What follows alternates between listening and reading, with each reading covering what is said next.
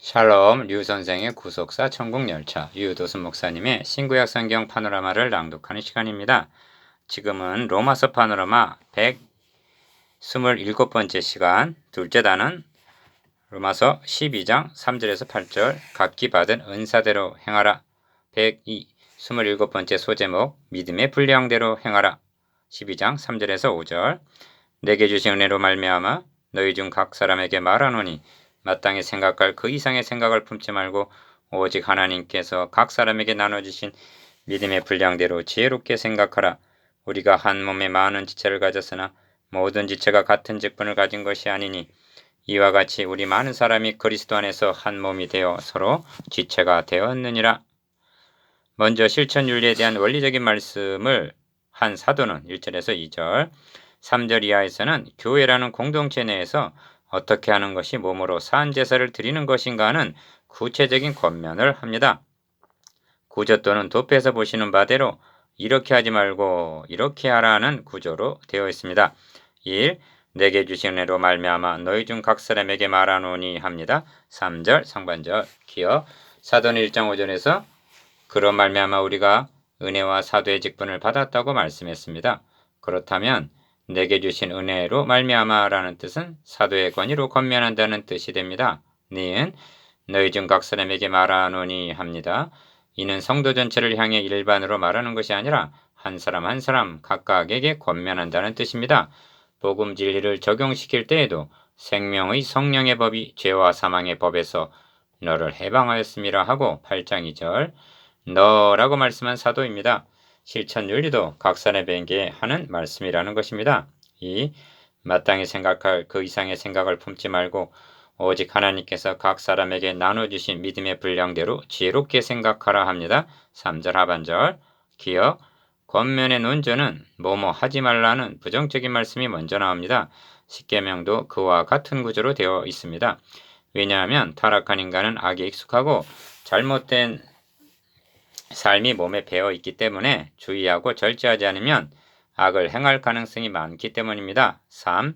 첫 권면은 우리의 예상을 뛰어넘는 말씀입니다. 왜냐하면 우리들은 어떤 엄중한 것을 말할 것으로 여겼는데 마땅히 생각할 그 이상의 생각을 품지 말고 하고 3절 중반절 생각이라는 문제를 언급하고 있기 때문입니다. 기억 3절 안에는 생각이라는 말이 3번이나 강조되어 있습니다.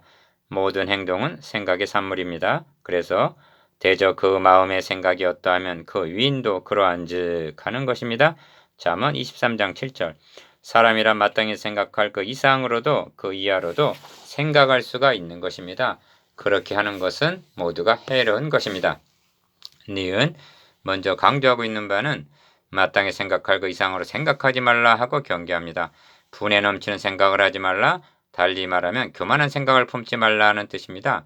인류의 시조가 하나님같이 되리라는 말에 귀가 솔깃했다는 것은 마땅히 생각할 그 이상으로 생각했기 때문입니다.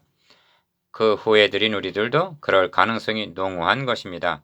니은 미꾸라지 한 마리가 옹달샘을 흐려놓는다는 속담 있듯이 마땅히 생각할 그 이상의 생각을 품고 분수에 넘는 행동을 하게 되면 교회 안에는 불화가 일어나게 되고 고기들이 모여들지 않게 됩니다. 4. 가장 좋은 것은 오직 하나님께서 각 사람에게 나눠주신 믿음의 분량대로 지혜롭게 생각하는 것입니다. 3절 하반절 믿음의 분량이란 구원에 이르는 믿음을 말씀함이 아니고 역사하는 믿음을 가리킵니다. 데살로니가전서 1장 3절 믿음의 역사에는 받은 분량과 정도의 차이가 있는 것입니다. 기억 먼저 명심해야 할 점은 하나님께서 각 사람에게 나눠주신 믿음의 분량, 즉 은혜와 은사가 있다는 점입니다.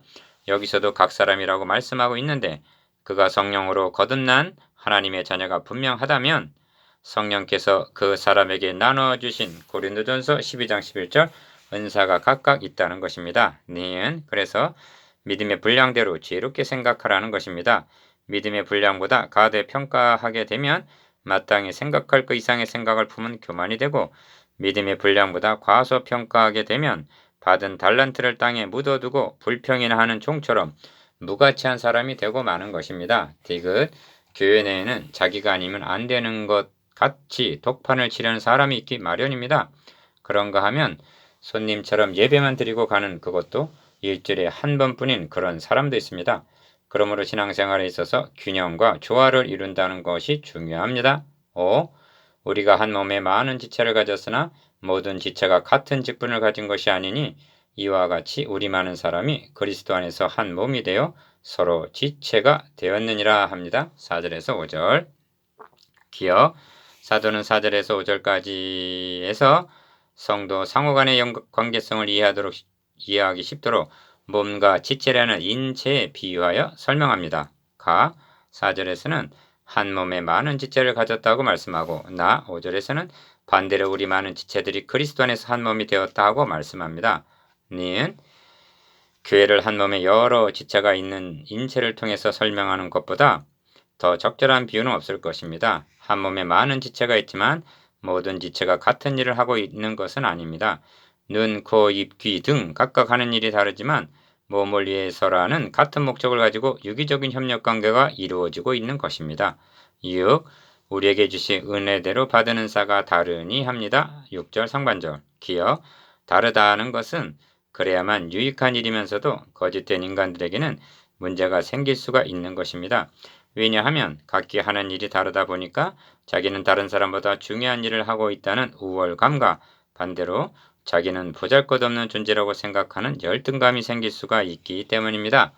니은 사도는 이 점을 고린도전서 12장에서 발과 손의 관계, 귀와 눈의 관계를 들어서 설명하고 있습니다. 15절에서 16절. 발이 손이 하는 일을 볼 때, 또한 귀가 눈의 역할을 볼 때 나는 아무것도 아니구나 하는 열등감에 빠지기가 쉽다는 것입니다. 실제로 교회에서 어떤 분은 대표 기도를 드리고 헌금 위원 일을 하는데 자기는 주방에서 설거지를 하고 있다면 열등감에 빠질 수도 있습니다. 디귿.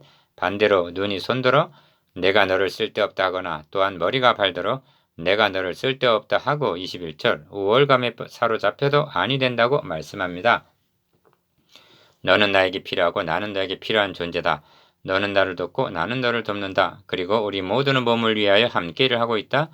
이것이 성도 상호 간의 관계성이라는 것입니다. 7. 교회를 몸에다 비유한 이 말씀을 정의해보면 기억, 첫째는 통일성입니다. 몸의 각 지체는 머리에서 지시하는 명령에 따라 일사불란하게 각기 맡은 역할대로 움직이고 있는 것입니다. 만일 머리에서 명령을 했는데도 움직이지 못한다면 그것은 반신불수이지 건강한 몸은 아닙니다. 니은 두 번째로 다양성입니다. 사람의 몸을 형성하고 있는 지체의 수가 얼마나 될 것 같습니까? 밖에 보이는 이목구비, 수정 말고도 보이지 않는 내부의 여러 장기들, 이 수많은 지체들이 각각 하는 일이 다르다는 것입니다. 거기에는 더 소중하고 덜 소중한 것이 있는 것이 아니라 모두가 다 없어서는 아니 되는 필요한 존재들이라는 것입니다. 디귿 세 번째로 협력성입니다.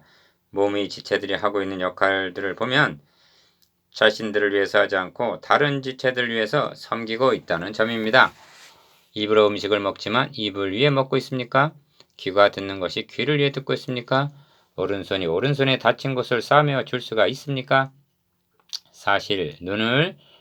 사실 눈은 눈을 보지 못합니다. 리을 이와 같이 주신 바 은사는 자기를 위한 것이 아니고 다른 사람을 섬기라고 주신 것입니다. 발이 돌에 부딪혀서 발톱이 상했다면 발가락 혼자서 아파합니까? 얼른 손으로 만지고 눈이 따라가고 가능하면 입으로 호호하고 불어줍니다. 8. 여러분 이것이 교회 공동체라고 말씀합니다. 기억 머리 되시는 주님의 명령대로 섬깁시다. 니은 각 사람에게 나눠주신 믿음의 분량대로 일합시다. 디귿 서로 협력하여 그리스도의 몸을 세웁시다. 묵상해 봅시다. 1. 마땅히 생각할 이상이나 이하로 생각하면 어떻게 됩니까? 2. 가장 좋은 방법은 어떻게 하는 것입니까? 3.